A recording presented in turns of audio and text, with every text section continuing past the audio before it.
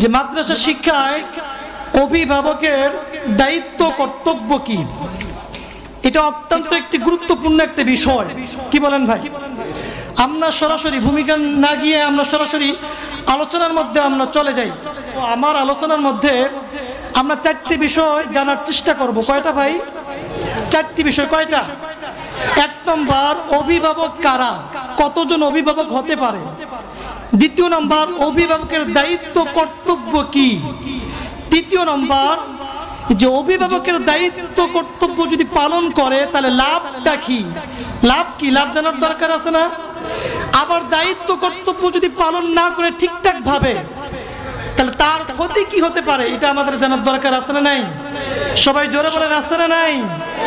সম্মানিত উপস্থিতি, তাহলে আসেন আমরা আলোচনার মধ্যে চলে যাই। আলহামদুলিল্লাহ আলহামদুলিল্লাহ নাহমাদুহু ওয়া নাস্তাঈনুহু ওয়া নু'মিনু বিহি ওয়া নাতাওয়াক্কালু আলাইহি ওয়া নাউযু বিল্লাহি মিন শুরুরি আনফুসিনা ওয়া মিন সাইয়্যাতি আ'মালিনা মান ইয়াহদিহিল্লাহু ফালা মুদিল্লা লাহু ওয়া মান ইউদ্লিল ফালা হাদিয়া লাহু ওয়া আশহাদু আন লা ইলাহা ইল্লাল্লাহু ওয়াহদাহু লা শারীকা লাহু وأشهد أن محمدا عبده ورسوله صلى الله تعالى عليه وعلى آله وأصحابه وبارك وسلم. أعوذ بالله من الشيطان الرجيم. بسم الله الرحمن الرحيم. وقالوا ربنا إنا أطعنا سادتنا وكبراءنا فأضلونا السبيلا. وقال رسول الله صلى الله عليه وسلم كلكم راع وكلكم مسؤول عن رعيته. وقال تعالى يا أيها الذين آمنوا صلوا عليه وسلموا تسليما. আমরা সকলে দরুদ ইব্রাহিম পড়ি। আল্লাহুম্মা সাল্লি আলা মুহাম্মাদিন ওয়া আলা আলি মুহাম্মাদ কামা সাল্লাইতা আলা ইব্রাহিম ওয়া আলা আলি ইব্রাহিম ইন্নাকা হামিদুম মাজিদ. আল্লাহুম্মা বারিক আলা মুহাম্মাদিন ওয়া আলা আলি মুহাম্মাদ كما باركت على إبراهيم وعلى آل إبراهيم إنك حميد مجيد. الحمد لله. মদিনাতুল উলুম নুরানী হাফিজে মাদ্রাসা কর্তৃক আয়োজিত আজকের এই বিষয়ভিত্তিক তাফসীরুল কোরআন মাহফিলের উপস্থিত রয়েছেন সম্মানিত সভাপতি, প্রধান অতিথি, সামনে উপবিষ্ট ইসলাম প্রিয়, দিন প্রিয় যুবক ভাইয়েরা, মুরব্বী বাবারা, সবাইকে জানাচ্ছি আমার অন্তরের অন্তঃস্থল থেকে কৃতজ্ঞতা, মুবারকবাদ। আল্লাহ তাআলা দরবারে আমরা সকলে কৃতজ্ঞতা প্রকাশ করছি যে মহান আল্লাহ তাআলা আমাদেরকে ফিতনা ফাসাদের জামানায় দ্বীনি মজলিসে তথা জান্নাতের বাগানের মধ্যে বসার তৌফিক আমাদেরকে দান করছেন। সেই আল্লাহর দরবারে আমরা সকলেই কৃতজ্ঞতা প্রকাশ করছি। সবাই বলি আলহামদুলিল্লাহ। সম্মানিত উপস্থিতি, আজকে আমরা যেহেতু সকলেই জানি একেবারেই সময় স্বল্প, আমাদের কিছু বিষয় সেট করা দেওয়া হয়েছে মাহফিল কর্তৃপক্ষ থেকে।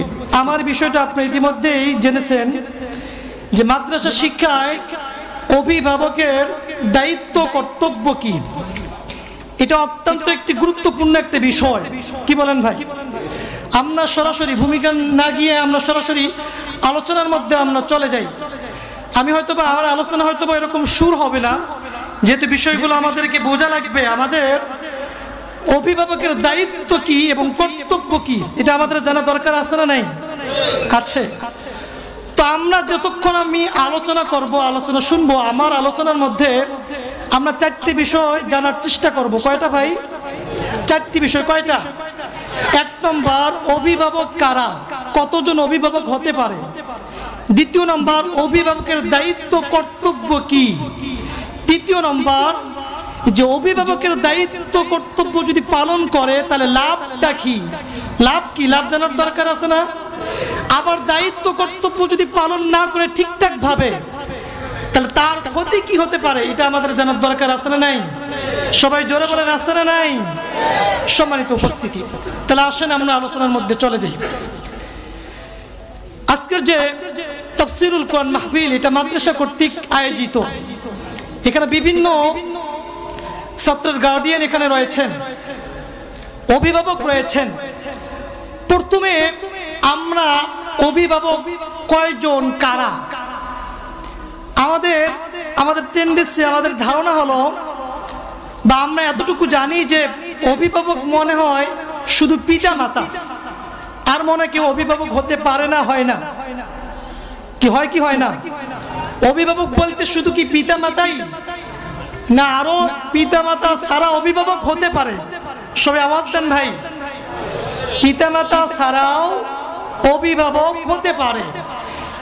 যদি পিতা মৃত্যুবরণ করে তাহলে তার অবর্তমানে তার মাতা অভিভাবক হতে পারে, তার চাচা অভিভাবক হতে পারে, তার দাদা অভিভাবক হতে পারে, তার মা অভিভাবক হতে পারে, তার বড় ভাই অভিভাবক হতে পারে। পারে কি পারে না? পারে। এক নম্বর, যে তাহলে একাধিক মানুষ অভিভাবক হতে পারে। এটা ক্লিয়ার তো বিষয়টা ভাই? পিতা মাতা ছাড়াও অন্য অন্য আত্মীয় স্বজন অভিভাবক হতে পারে সময়ের অবর্তমানে, কালকর্মে। ঠিক নেবে? ঠিক ভাই। এক নম্বর বিষয় আমরা এতটুকু জানলাম যে একাধিক ব্যক্তি অভিভাবক হতে পারে।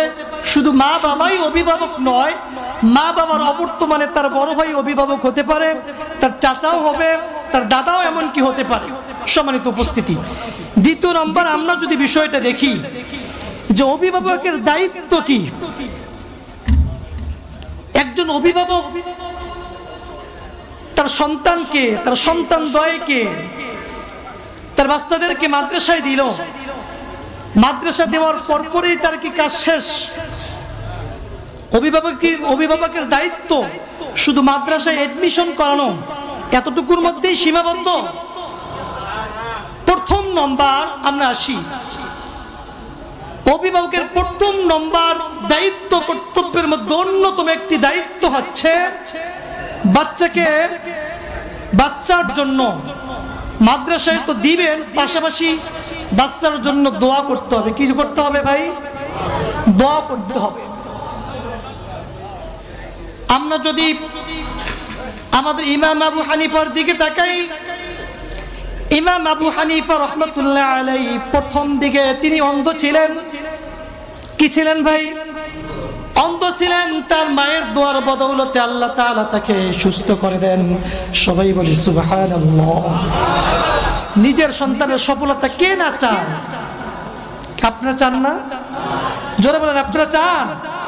যদি চান তাহলে আমাদের এই যে দায়িত্বগুলো আছে, এই দায়িত্ব কর্তব্যগুলো আমাদেরকে ঠিকঠাক ভাবে আদায় করতে হবে। তাহলেই আমার সন্তান আশা করি মাদ্রাসা পড়ে হক্কানি আলেম হবে দুনিয়ার মধ্যে। আর হক্কানি আলেমকে আল্লাহ তাআলা দুনিয়ার মধ্যেও সফলতা দান করবেন, আখিরাতের মধ্যেও সফলতা দান করবেন। সুবহানাল্লাহ বলেন। সম্মানিত উপস্থিতি, আমরা অভিভাবকরা যদি আমাদের দায়িত্ব কর্তব্য যদি ঠিকঠাক ভাবে যদি আমরা পালন করি, আমাদের সন্তান দুনিয়ার মধ্যে কি হবে? দুনিয়ার মধ্যে কামিয়াব হয়ে যাবে।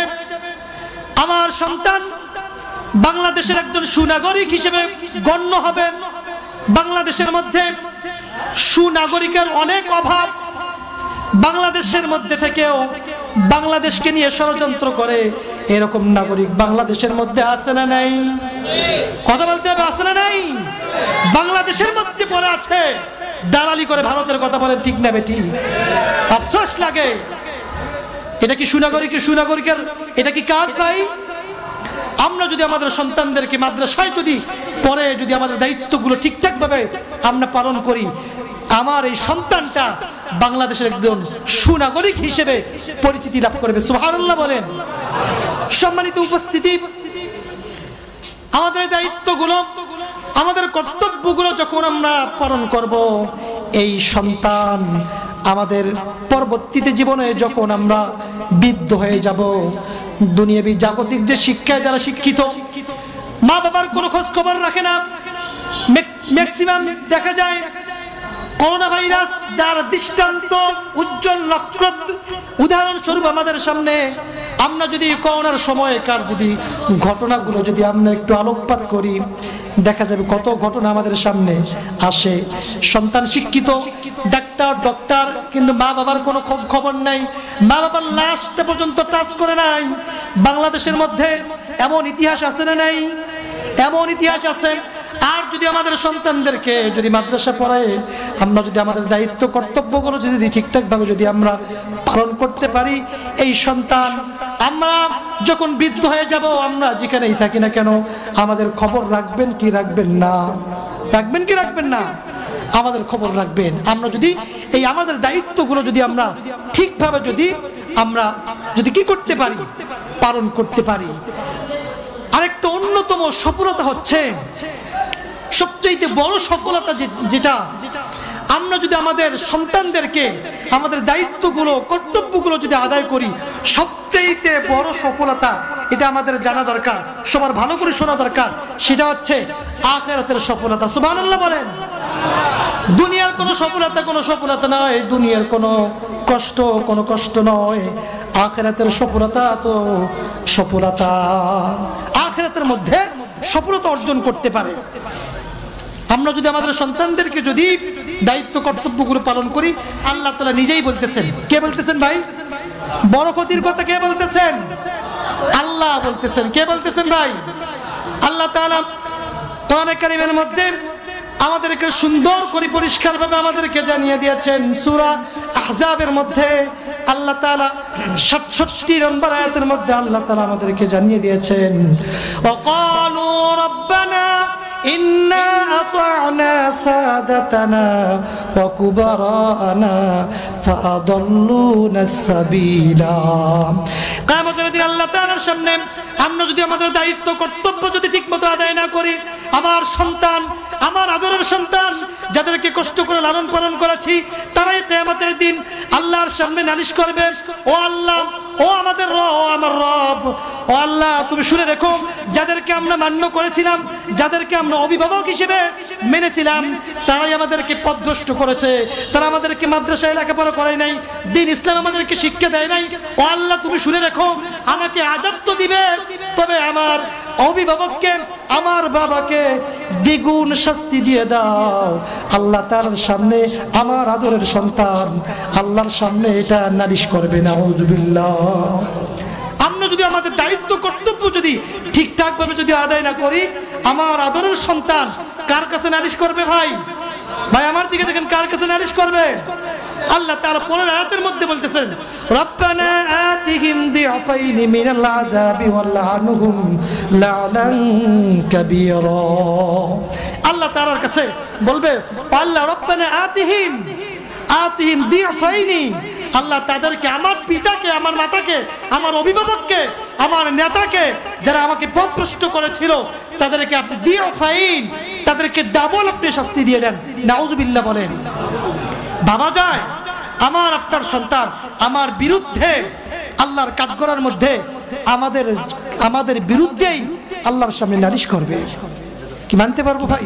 কত কষ্ট করে আদর করতেছি, সন্তানকে মানুষ করতেছি, না খেয়ে আমি কষ্টের মধ্যে থাকি, আমার সন্তান যেন সুখে থাকে, এরকম করে মানুষ করতেছি। এই সন্তানরাই কিয়ামতের দিন আল্লাহর সামনে যদি আমাদের বিরুদ্ধে নালিশ করে, বলেন এর চাইতে বড় আফসোসের বিষয় আমাদের কি হতে পারে? এই জন্য আমরা যারা এখানে অভিভাবক আছি, আমাদের অভিভাবকের যে দায়িত্ব কর্তব্যগুলো যদি যেগুলো আছে আমরা আদায় করব। এগুলো আদায় করলে আমার সন্তান নাজাত পাবে, আমরা নিজেরাও দুনিয়া এবং আখিরাতের জাহান্নামের আগুন থেকে আমরা নাজাত পাবো, মুক্তি পাবো। আল্লাহ তাআলা আমাদের সবাইকে অভিভাবকের যে দায়িত্ব কর্তব্যগুলো যে আছে এগুলো সবগুলো আদায় করার তৌফিক আমাদের